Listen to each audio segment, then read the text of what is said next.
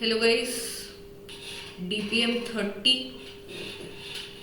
Congratulations, एक महीना पूरा होता है ऑलमोस्ट आपका DPM करते करते।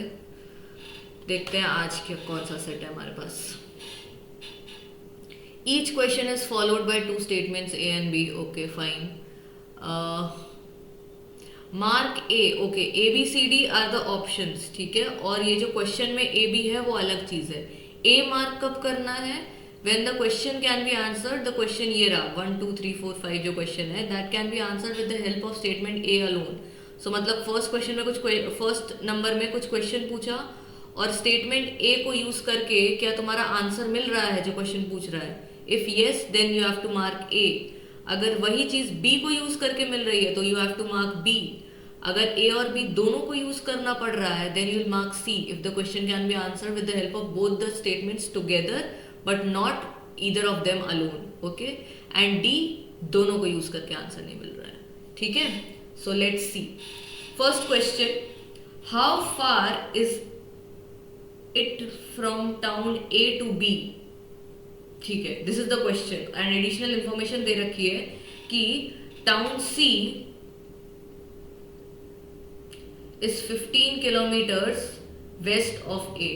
so this is west, this is east, ये नॉर्थ और ये साउथ, ठीक है। तो A के 15 किलोमीटर वेस्ट में अब पूछ रहा है कि A B से कितना दूर है, ठीक है। First statement, it is 10 kilometers from B to town C। अब देखो, अगर B से C इधर से 10 किलोमीटर हुआ तो A और B के बीच की डिस्टेंस कितनी हो जाएगी? 25। और 25 क्या? हाँ 25। और अगर A और C के बीच में यहाँ पे 10 किलोमीटर्स हुआ तो B इधर ही आ जाएगा, तो A और B के बीच में क्या हो जाएगा? 5 किलोमीटर्स। अब what if they are not in a collinear pair? अगर वो कहीं पे इधर हुआ 10 किलोमीटर तो you will get some different value of A and B। So statement 1 is not alone to answer. Statement 2 को यूज कर ले, there is a canal between town A and town B। क्या फर्क पड़ता है? मतलब इससे तुम क्या डिस्टेंस निकाल पाओगे A और B की? नहीं। So how far is town A from town B? हमें नहीं पता। सो फर्स्ट का आंसर आ गया तुम्हारा D, ठीक है। Next, how many people in town क्रेड reads neither Times of India nor Indian Express, ठीक है। Out of 2500 people in town के, अच्छा के रीड है, आई एम सो सॉरी यार, यहाँ पे एक स्पेस, यहाँ पे स्पेस होगा, टाउन के, ठीक है। How many people in town K read neither Times of India nor Indian Express? Out of 2500 people in town K 1000 read no newspaper. क्या इससे हमको हमारा आंसर मिलेगा? 1000 तो ऐसे हैं जो पेपर रीड ही नहीं कर रहे हैं, ठीक है। अब हो क्या सकता है?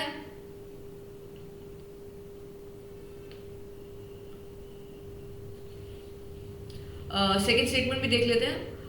Out of the people in town के 700 read the times of India only and 600 read the Indian Express only. एक छोटा सा वेन डायग्राम बना लेते हैं। अब हमको यहाँ पे ये भी नहीं पता है कि there are only 2 types of newspaper readers और नॉट, राइट। हमको ये भी तो नहीं पता है। अभी तो मैं TOI और इंडियन एक्सप्रेस का बना देती हूँ। what if there is other third group of people who read some different kind of newspaper, let's say the Hindu, ठीक है। अगर सेकेंड स्टेटमेंट देखे, out of the people in town के 700 read times of India only, मतलब इसको A, इसको B और इसको CD नाम दे देते हैं। सो A क्या हो जाएगा? 700। 600 read Indian Express only. C क्या हो जाएगा? C ये रहा, Indian Express only 600। So will not be able to find the value of D from here, तो B ऑप्शन तो आंसर नहीं होगा।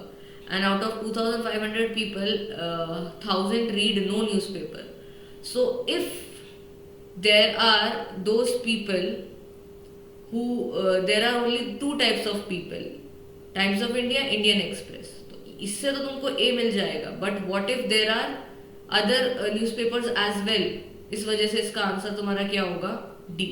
that I don't know that how many people are there in town K who read neither Times of India nor Indian Express, right? ठीक है, चलो अगर दे दिया होता कि सिर्फ यही दो पेपर है तो तुम्हारा आंसर आ गया ए, और else it is D. What is the total number of trips to a certain construction site made by two trucks delivering 160 metric ton of gravel? ठीक है. The smaller truck carried 5 metric ton of gravel on each trip to the site, while the larger carried 8 metric ton of gravel to the each trip to the site. ठीक है. तो छोटा वाला जो है वो 5 smaller truck carried 5 metric ton on each trip. ठीक है. and larger carried 8 done. Each truck delivers same total amount of gravel to the site. ठीक है. So given A and B information each, A को देख के लग रहा था हो जाएगा सॉल्व, बट B वाला जो इन्फॉर्मेशन उसने दिया वो भी नेसेसरी तो था ही कि each truck delivers the same total amount of gravel to the site.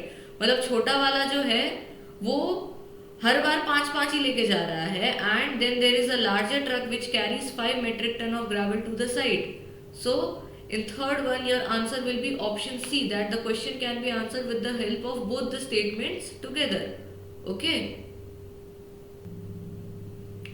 कि अगर हम लोगों को ऐसा बोल दिया कि जो स्मॉलर ट्रक है और जो बड़ा ट्रक है वो दोनों को 160 एक साथ पहुंचाना है, 160 पहुंचाना है, तो smaller truck would have taken 180 and the larger truck would have taken 80, तो दोनों का टोटल मिला के 160 होता.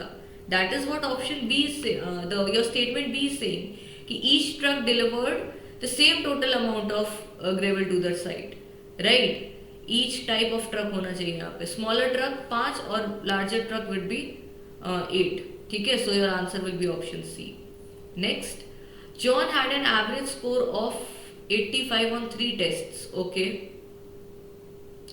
What is the John's lowest of the 3 scores? ठीक है. अगर तो टोटल मार्क्स कितने आए होंगे 85 इंटू 3 है ना, एवरेज ऑफ 3 टेस्ट है 85 into 3, this would be 15 25 255 marks वो लेके आया है. अब जॉन्स हाईएस्ट स्कोर इज 95. वो पूछ क्या रहा है, lowest of the 3 score. Highest score को भी अगर तुम टोटल में से माइनस कर दोगे तो बचे हुए 2 स्कोर्स मिल जाएंगे. बचे हुए 2 स्कोर में से कौन सा बताओगे, कौन सा किसको कितना मिला है, किसमें कितना मिला है. Whereas अगर हम ऑप्शन स्टेटमेंट बी को देखें, the average of John's 2 highest scores was 92. अच्छा, 2 highest score, this is first highest, second highest, third. इसका एवरेज अगर 92 है, इंटू 2 कर दूं तो मेरे को 1 + 2 मिल जाएगा. First highest and the second highest, this would be what 184. 184 जैसे ही मैं यहाँ से माइनस करूंगी मेरे को थर्ड टेस्ट का स्कोर मिल जाएगा. तो here option B is sufficient to answer your question. Okay. Last, what is the area of playground P? Statement A बोल रहा है playground P is rectangular in shape and is 120 meters wide. So first statement ने इतना बोल दिया कि rectangle है और width जो है इसकी 120 है. क्या इससे एरिया निकाल पाओगे? बिल्कुल नहीं. लेंथ तो चाहिए, या तो कोई और डेटा चाहिए जिससे लेंथ निकल पाए. The playground P, statement B बोल रहा है, is a square in shape and has a side with length 120 meter. अब square है, all 4 sides will be equal, तो तुम आराम से इसका एरिया निकाल सकते हो side square करके. So here again option B आ जाएगा. Statement B is sufficient to answer your question. Okay, so that's it for your DPM 30. See you tomorrow.